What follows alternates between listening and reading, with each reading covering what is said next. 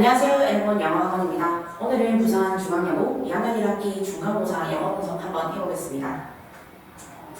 일단 이번 시험 난이도는 저번에 비해서 좀 평이했다고 볼 수가 있습니다. 그 이유로 두 가지가 있는데요. 첫 번째는 교과서 비중이 상승했다는 겁니다. 객관식이 총 26문제였습니다. 그 중에 11문제가 교과서에서 출제됐고요. 원래 5문제 정도 출제되던 거랑 비교를 하면 2배 이상 상승한 것입니다. 그러니 아이들이 조금 쉽게 느껴졌을 것 같습니다.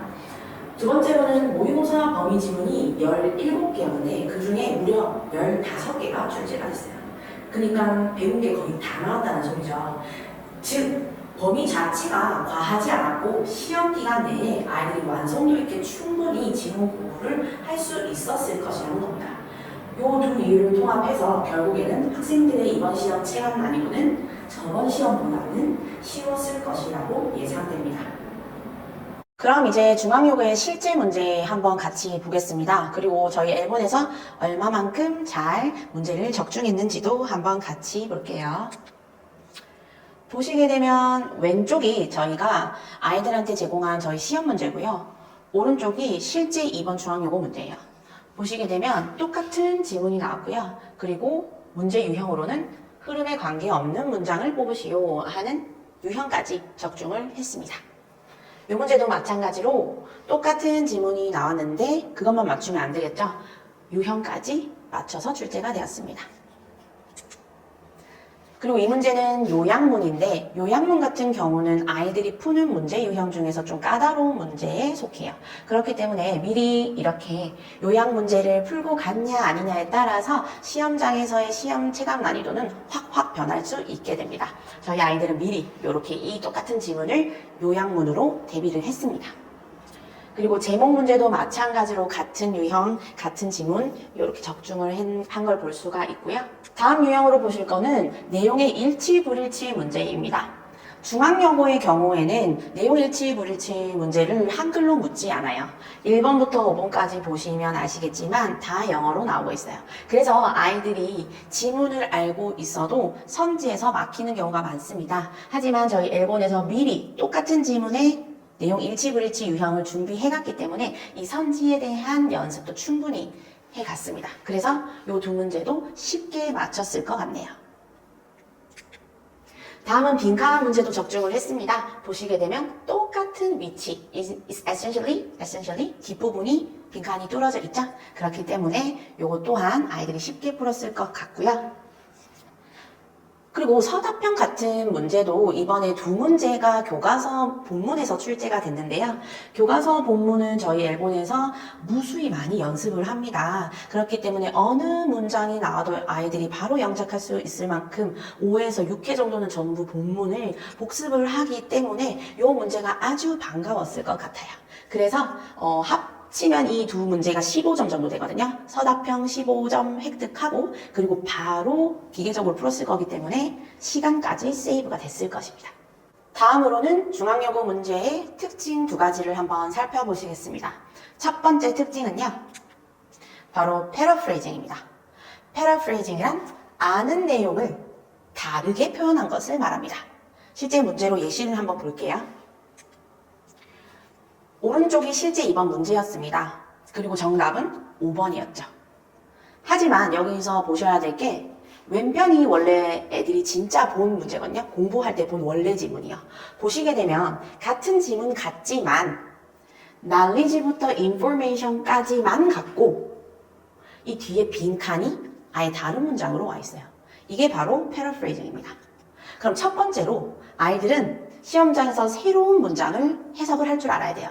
그래야 정답을 풀 수 있겠죠. 그리고 두 번째로 이 해석한 지문이 이 문장이랑 같다는 것을 알아야 끝에 정답에 도달할 수 있습니다. 분명히 아는 지문인데도 이렇게 패러프레이징이 되면 난이도가 확 올라갑니다. 특히나 중앙여고가 아주 선호하는 문제 변형 방식입니다. 다음 문제 보시면 앞선 문제도 패러프레이징이고 이번 문제도 패러프레이징이긴 한데 이 문제 조금 달라요. 빈칸 유형인데 답지의 패러프레이징이 작게 되어 있기 때문에 답을 고르는 거는 어렵지가 않았어요. 근데 애들이 이 문제를 풀려면 지문을 읽어야 되잖아요. 근데 하단부의 지문이 전체가 변형이 되어 있습니다. 보시게 되면 여기는 분명 더 매튜 이펙트로 시작되고 있어요. 이게 아이들이 공부할 때 봤던 지문이에요. 근데 여기서 보시게 되면 the contrast로 바뀌어 있죠. 그러니까 여기부터 여기까지가 지문이 싹 다 패러프레이징 돼 있어요. 그러면 아이들은 이 전체를 해석할 수 있어야지만 이 빈칸을 찾을 수 있다는 거예요. 아무리 빈칸이 쉽게 나온다 한들 지문이 바뀌어져 있으면 속수무책으로 틀릴 수 있게 되는 겁니다. 그래서 아이들이 분명히 아는 내용이고 공부했는데 문제 못 풀겠어, 해석 못 하겠어, 틀렸어, 점수 안 나왔어, 이런 말을 하게 되는 겁니다. 중앙여고 문제의 또 다른 특징 중 하나는요, 바로 서답형 문제입니다. 이번에 서답형 유형이 바뀌었어요. 기존의 두 문제가 어법 유형으로 출제가 됐었습니다. 근데 이번에는 요약문으로만 두 문제 출제되었어요. 실제로 한번 보시면요, 요 두 지문 가나를 아이들이 미리 공부하고 갔습니다. 근데 따로따로 공부하고 갔어요. 하지만 재밌게도 시험에서는 이 지문들이 같이 묶여서 나왔어요. 그리고 아이들한테 요구한 게 뭐냐면 이 두 지문에서 공통 핵심 내용 뽑아내서 이 요약문을 완성해 라고 나왔습니다. 그러니까 이 두 지문 아는 건, 내용 아는 건, 빠삭하게 아는 건 당연하고요.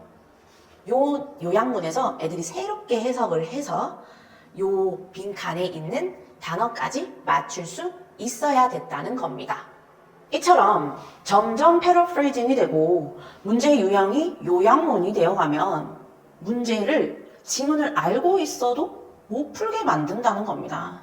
그러니 학교에서 원하는 건 정말로 진짜 영어 실력이 있는 학생을 가리겠다는 겁니다. 그러니 이제는 내신 대비로만은 고득점이 불가능합니다. 이게 무슨 말이냐? 내신 대비는 당연한 거고 이제 진짜 영어 실력 자체를 끌어올리는 수업을 같이 병행해서 해야 된다는 겁니다. 자기 진짜 영어 실력 없이는 그 내신 대비의 출제 범위만 공부를 해봤자 맞출 수 없는 문제가 나오니까요. 그리고 두 번째로 영어를 단순히 우리말로 해석하는 건 당연한 거고요. 그 이상을 해야 된다는 겁니다. 정말 이 지문, 이 글의 뜻을 알고 있는 아이를 뽑는다는 거고, 그리고 자기 스스로 그 지문의 아까 요약문 보셨죠? 공통된 핵심 내용까지 뽑아낼 수 있는 학생을 원한다는 겁니다. 그래서 저희 엘본의 중앙여고 내신 대비반은요, 내신 대비만 하지 않습니다. 아이들의 진짜 영어 실력을 키워주기 위한 구문 독해 수업을 병행해서 계속 하고 있습니다. 그리고 집중 내신 대비 기간에 들어오게 되면 내신 대비에 몰입을 하게 돼도 애들이 그때 지문을 단순 해석하진 않아요. 어떻게 하냐? 자기 스스로 주제문 찾아보고 써보고 요약까지 다 해볼 수 있을 만큼 깊이 있는 공부가 되도록 지도를 하고 있습니다. 그런 후에 저희 아까 적중률 아주 많이 맞췄었죠? 그런 양질의 적중률이 높은 문제를 제공함으로써 아이들이 시험 문제 고득점으로 갈 수 있도록 훈련시키고 있습니다. 지금까지 중앙여고 2학년 1학기 시험 분석을 해봤습니다. 중앙여고 시험 만만치가 않습니다.